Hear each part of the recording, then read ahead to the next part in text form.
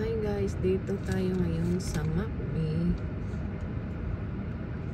Magpa-car wash tayo guys, and then at the same time ipa-cancel natin yung ating membership dito sa McBee. Dami kayang tao ngayon. $20 lang pala yung pa-member ko guys. So sa loob to ng isang buwan, $20.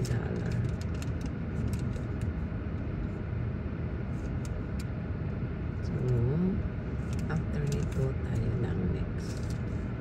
Maganda dito guys yung car wash nila. Dito yan sa Liberty, kaso lumipat na ako sa lumipat na ako sa Independence.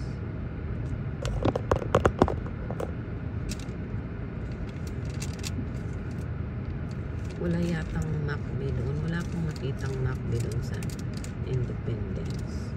Mas maganda dito sa Liberty guys, in fairness.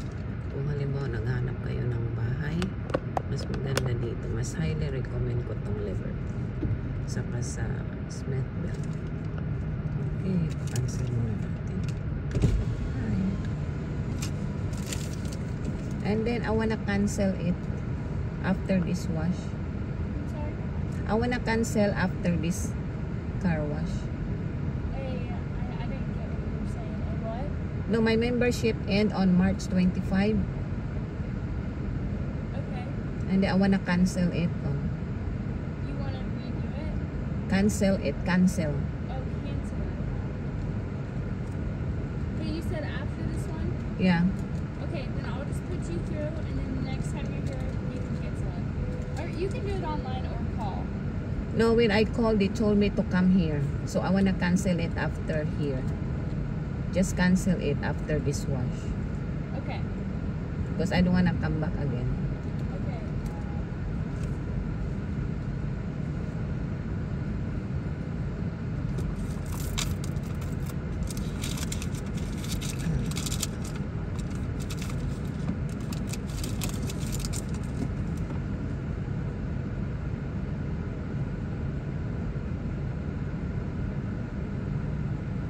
Ipa-cancel ko na guys. Kasi minsan, tumawag ako sa number. Sabi nila, punta daw ako dito.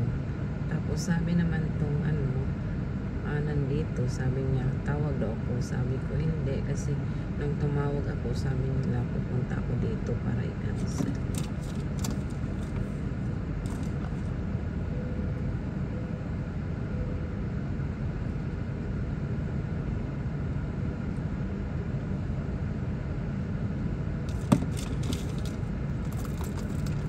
Marami kayang tao ngayon, oh. Haba ng pila.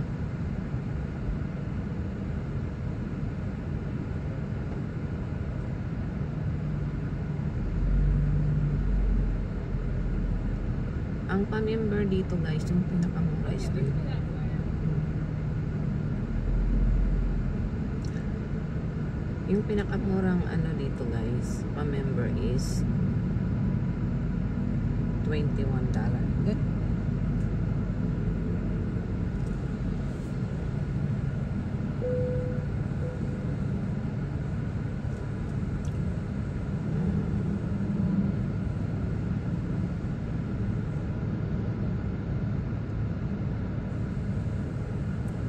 Dami nagpa-car wash ngayon. Hingi sana ako ng coffee, kaso nag-iisa lang yung nag-aasikaso ngayon dito, kaya hindi ko na inabala. So kinancel ko na yung membership guys.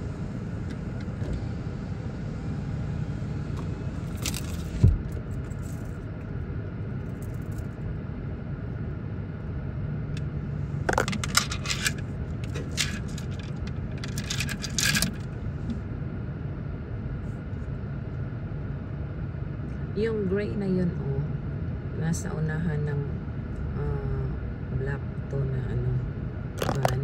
Ganon yung kulay ng car ko. Yan kasi yung nauusong kulay ngayon. Kasi nung pagbili ko nito, yun ang lumalabas na uso na kulay.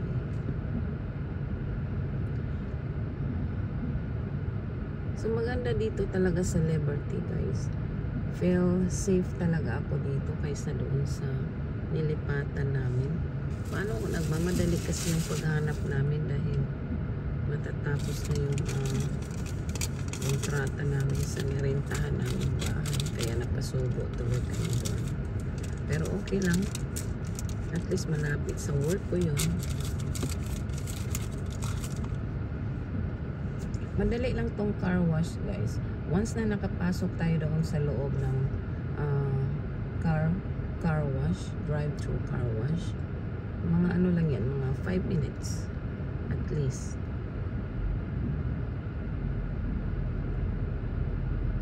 Na-miss ko tong lugar dito. Minsan ma-realize mo lang kung gaano ka halaga yung lugar pag wala ka na dito. Pag di ka na dito nakatira, doon mo lang ma-appreciate na ang ganda pala dito. Kasi yung nilipatan namin malayo dito sa medyo bago kasi itong Liberty guys. Bago lang nag-i-improve, kaya halos ang mga building dito is bago.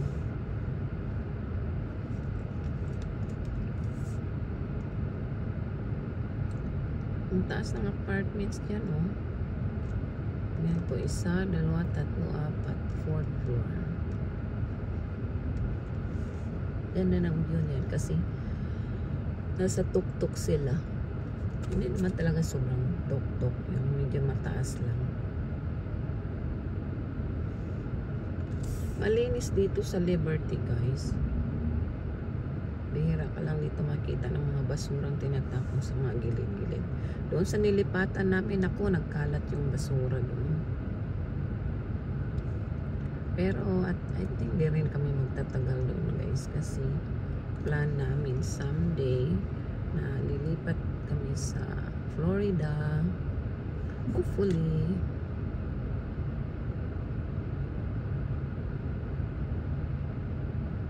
Yan, dito na tayo papasok sa loob ng car wash.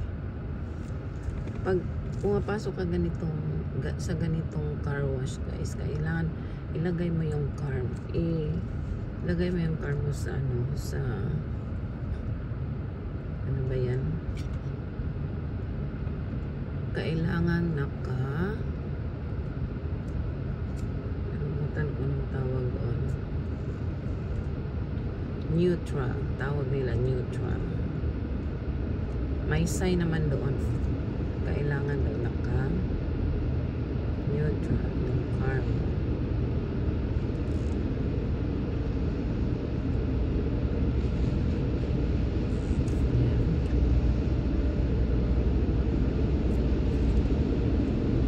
Mga bata dito, mga nagtatrabaho. Neutral na natin. Iwan ko anong nilalagay ng nilagyan na spray.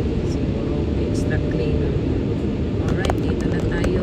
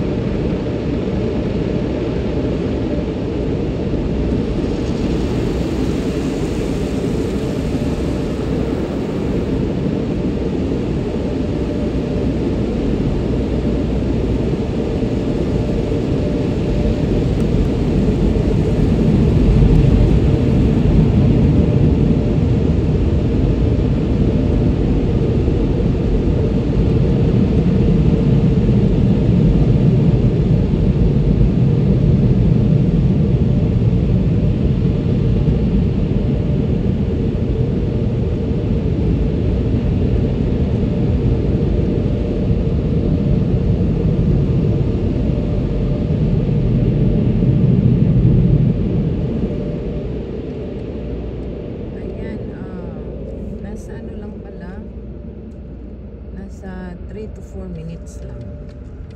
Kung ganun lang kabilis guys, yan, malinis na yung car natin. Alright. Babacuum ko sana to pero puntahan pa kasi tayo guys. So dito tayo, vacuum lang tayo sa dito. Free vacuum dito.